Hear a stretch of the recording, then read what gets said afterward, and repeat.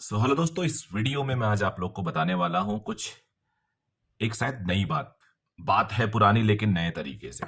बात हम जानते हैं लेकिन उसको हम समझने की कोशिश करते हैं। और इस पूरे वीडियो में मैं एक बुक की बात करूंगा।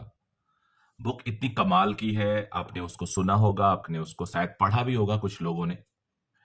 लेकिन इतनी कमाल की बुक है कि जितनी बार पढ़िए उतनी नई चीजें मिल के आती हैं। पूरी बुक पे तो मैं एक वीडियो क्या 20 वीडियो बना सकता हूं। तो इसलिए इस वीडियो में पूरी बुक को तो कवर नहीं कर पाऊंगा। बट यस, कुछ चीजें, शुरुआती वाली चीजें उस बुक की मैं जरूर बताऊंगा, जिससे आपकी कई बार आपका ब्रेन शायद बेटर वर्क करने लगे। आपके सब कॉन्शियस माइंड में एक नया कॉन्सेप्ट आ जाए। आपका थॉट प्रोसेस थोड़ा सा इंप्रूव हो जाए। Because that is the purpose of the books. कोई भी बुक लिखी जाती है, उसको पढ़ने के बाद डेफिनेटली आपकी थिंकिंग एबिलिटी इनहेंस होती है। आपके नए नए डायमेंशंस ओपन होते हैं, to think, to react, to act on a particular problem. तो ये बुक वैसी ही है। मैं बात कर रहा हूं एटॉमिक हैबिट की। ये एक बुक है, एटॉमिक हैबिट, जिसको लिखा है जेम्स क्लियर ने। और जेम्स क्लियर साहब के बारे में काफी बातें अगर आप चाहें तो नेट पे मिल जाएगा। और इन्होंने इस बुक को जब स्टार्ट किया तो अपनी पूरी कहानी से स्टार्ट किया। इनकी कहानी क्या है? बेसिकली जब ये स्कूल में थे, जूनियर स्कूल में थे, तो इनको एक बेसबॉल से किसी ने गलती से हिट कर दिया था। उसके हाथ से छूट गया था, जानबूझ के नहीं मारा था उसने। और फिर ये ट्रॉमा में चले गए थे, बहुत जबरदस्त इनको इंजरी हो गई थी।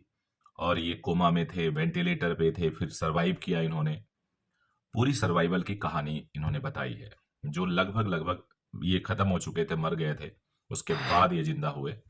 और फिर उसके बाद इन्होंने लाइफ में कैसे कैसे अपने स्टेप्स को बढ़ाया। तो इंट्रोडक्शन तो यहां से हुआ है, जो कि बहुत ही खूबसूरत है। आप पढ़ोगे तो आप खुद इंस्पायर होगे कि एक बंदा जो लगभग लगभग डेथ बेड पे है, वो अपने आप को रिवाइव कैसे करता है। हालांकि उसमें ऊपर वाले का भी हाथ होता है, लेकिन उसके बाद जो हुआ उसमें इनका पूरा हाथ था। कैसे ये स्कूल में, फिर कॉलेज में एथलीट हुए, बेस्ट एथलीट हुए, और पैरेलली एकेडमिक में प्रेसिडेंट अवार्ड लिया। तो ये तो पूरा इंट्रोडक्शन था। उसके इंट्रोडक्शन के बाद जो इन्होंने कहानी बोली, एटॉमिक हैबिट। तो एटॉमिक बेसिकली साइंस का वर्ड है, एटम, मॉलिक्यूल, इलेक्ट्रॉन, प्रोटॉन, आप सब लोग जानते होंगे। तो इन्होंने एटम को डिफाइन भी किया, एक extremely small amount of a thing that's single irreducible unit of a larger system. उसके बाद इन्होंने बताया it is a source of immense energy और पावर। फिर हैबिट के बारे में बोला, अ रूटीन और प्रैक्टिस। हैबिट को बोला है अ रूटीन और practice performed regularly and outcome response to specific situations. ये इन्होंने हैबिट के बारे में बोला है। बुक के को इंट्रोड्यूस इन्होंने किया है, easy and proven method, way to build good habits and break down the odd one, bad one. तो इन पूरी बुक में अच्छी हैबिट को कैसे हम इनकलकिकेट करें, अच्छी हैबिट को कैसे हम अपने अंदर समाहित करें, बुरे आदतों को कैसे हम छोड़े छोटे छोटे तरीकों से, उसके बारे में बताया है। इन्होंने बहुत सारे छोटे छोटे एग्जाम्पल्स दिए हैं जो पूरी बुक में भरे पड़े हैं। और वो हर पेज, हर एग्जाम्पल को पढ़ के आपका दिमाग खुलने वाला है। तो मैं कहूंगा बहुत शांति के साथ टाइम लगा के इस बुक को जरूर पढ़िएगा आप सब लोग। इसमें से कुछ चीजें मैं बताता हूँ, कुछ एग्जाम्पल्स मैं शेयर करता हूँ। इनका एक एग्जाम्पल है कि ब्रिटिश साइकिलिस्ट जो होते थे उस टाइम, उनका बड़ा बुरा हाल था। हर जगह वो हारते थे 2007 के पहले। और वो कहीं भी कोई टूर्नामेंट नहीं जीत पाते थे। इतना बुरा हाल था कि साइकिल जो मैन्युफैक्चर कंपनियां होती थी, उनको साइकिल बेचने में डरती थी, शर्माने लगी थी। इनफैक्ट उन्होंने डिनाई कर दिया था। उन्हें लगता था उनके साइकिल की सेल डाउन हो जाएगी, क्योंकि ये तो परफॉर्म करते ही नहीं, हर जगह हार जाते हैं। फिर उन्होंने हायर किया एक ब्रेल्स फोर्ड साहब नामक एक कोच को। और उन्होंने कैसे पूरे सिस्टम को स्मॉल स्मॉल चेंजेस करके पूरे सिस्टम को, पूरे साइकिलिंग को ब्रिटेन के चेंज किया, उसकी पूरी कहानी दी गई है, जो काफी मोटिवेशनल है। कहानी क्या है? उन्होंने बहुत छोटी छोटी चीजों पे ध्यान दिया। जैसे कि जो साइकिलिस्ट है उनका फैब्रिक कैसा होना चाहिए, वो हवा के साथ थोड़ा गर्म होना चाहिए, सो दैट बॉडी को हीट रखे। आप अगर स्पोर्ट्स खेले हो तो स्पोर्ट्स में हम वार्म अप करते हैं। बॉडी अगर हमारी हीट अप रहती है तो हमारी फ्लेक्सिबिलिटी बढ़ी रहती है और हम अच्छा परफॉर्म कर पाते हैं। तो उन्होंने उस छोटी चीज को पकड़ा और बहुत सारे फैब्रिक्स ट्राई किए। बहुत सारे फैब्रिक्स ट्राई करने के बाद उसमें अल्टीमेटली चूज किया। फिर उन्हें सारे प्लेयर्स, सारे जो प्लेयर्स थे, उनको जिनको सेलेक्ट किया गया था, उनकी स्लीपिंग हैबिट को बेटर किया। गद्दे, कर्टन्स ऐसे चूज किए जिससे उनकी अच्छी नींद आए उनको। उन्होंने डॉक्टर हायर किया। डॉक्टर का काम था कि इनको अच्छे से हाथ धोना सिखाया जाए, जिससे सर्दी ना लगे, क्योंकि वो ठंडा जगह होता है।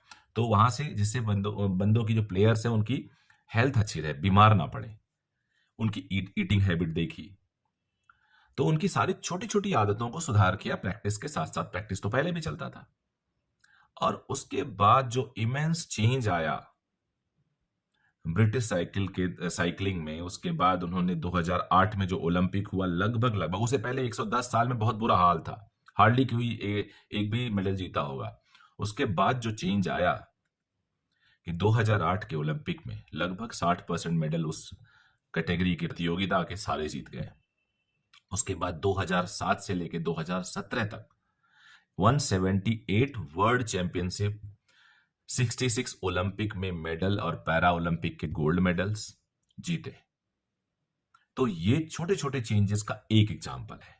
ऐसे सैकड़ों एग्जांपल उन्होंने दिया। और जो सबसे अच्छी एक बात बताई उन्होंने कि अपनी लाइफ में अगर हम छोटा छोटा चेंज करते हैं, इवन 1%, प्रोसेस ड्रिवन बनाइए, एंड रिजल्ट को नहीं, सिस्टम को इंप्रूव करिए, ये बताया उन्होंने।